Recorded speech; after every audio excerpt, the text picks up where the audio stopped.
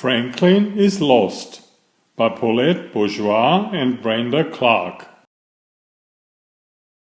Hi, my name is Werner. I have been reading hundreds of books for you. Please subscribe if you want to see them all. And watch until the end, where a surprise is waiting for you. Maybe Mom can help you with that. Thank you.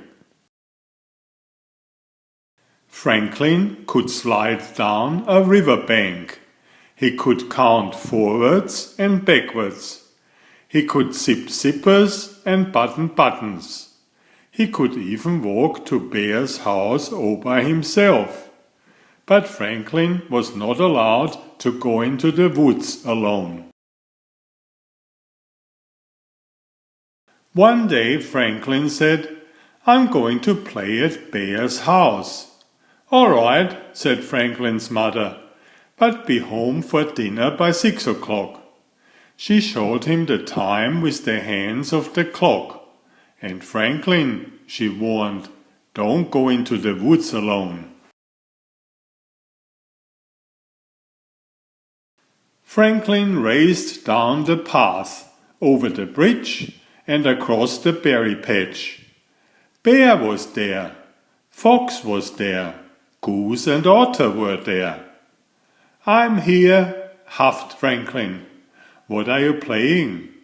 "Hide and seek," shouted his friends. "And you are it." Franklin started counting. Hide and seek was his favorite game. He wasn't very fast, but he was very clever. He knew Bear always hid in the berry patch. Franklin looked around. He saw a shaggy paw swipe at a branch of berries. "I see you, Bear," he called. Franklin spotted feathers and fur under the bridge. "I see you, Goose. I see you, Otter," he called. Only Fox was left to find. Franklin walked this way and that. He looked into bushes and searched under logs. He walked along the path and over the bridge, and without even thinking, he walked right into the woods. He looked into burrows and all around trees. Franklin searched everywhere, but he couldn't find Fox. Fox wasn't in the woods at all. He was hiding inside Bear's house. After a while he shouted, "Can't catch me!"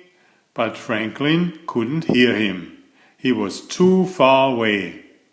"Where's Franklin?" asked Fox. Nobody knew. They waited a long time. Bear's tummy grumbled. Finally, Goose said, "It's almost 6 o'clock. Franklin must have hurried home for supper." "Of course," they said, and off they went. At Franklin's house the clock struck 6. Franklin's parents were annoyed. Their supper was ready. By 6:30 they were worried and went looking for Franklin. Franklin's father searched along the path. "Franklin," he called, "where are you?"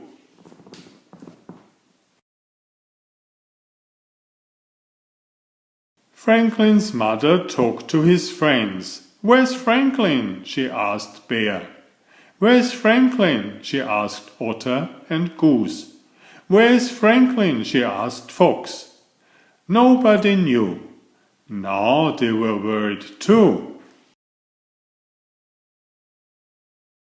It was getting dark. Franklin turned one way and then another.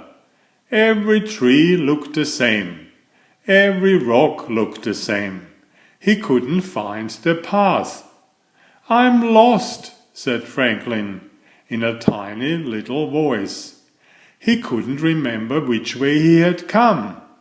He didn't know which way to go. He was tired and frightened and all alone. Franklin curled up in his small dark shell and waited. Somebody would come sometime, wouldn't they? Dark shadows flitted across the rocks. "Who's there?" whispered Franklin. But no one answered, because it was the clouds blowing across the face of the moon. "Woo, woo! Who's there?" whispered Franklin. But no one answered, because it was all far, far away. "Woo, woo! Who's there?" whispered Franklin. But no one answered, because it was the wind whistling through the trees. Franklin tried to sleep, but every sound made him jump. He was humming himself a little tune, when he heard crick, crack, crick, crack, crick, crack, squish. "Who's there?" whispered Franklin. But no one answered. Then Franklin heard a new sound. It sounded like someone calling his name. He heard it again. "Here I am! Here I am!" Franklin shouted over and over. Crick, crack, crick, crack, crick, crack, squish. Franklin's parents came over the knoll. "There you are!" They hugged him and kissed him and held him tight. "We were so worried," said Franklin's father. "You were told not to go into the woods alone," scolded his mother. "It wasn't on purpose," sniffled Franklin. "I was looking for a fox and I forgot."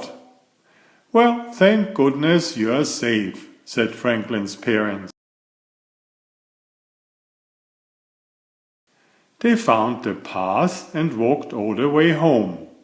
Their supper was still warm in the oven. After 2 helpings of everything, Franklin had something important to say. "I'm sorry. I promise I'll never go into the woods alone again." "Even if Fox hides there?" asked his mother. "Even if Bear hides there?" asked his father. "Even if everybody hides there," said Franklin. It was past bedtime. Franklin crawled into his warm, safe shell. "Good night, dear," said his parents. But no one answered, because Franklin had fallen fast asleep. Please subscribe if you haven't already. Thank you.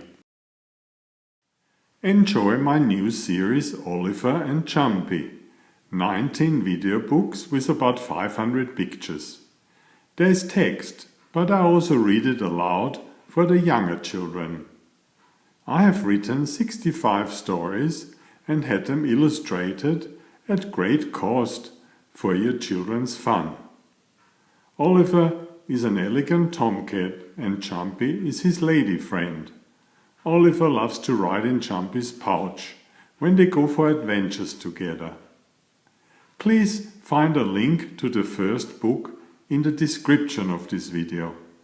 Please always subscribe and like if you find my effort interesting. Thank you so much.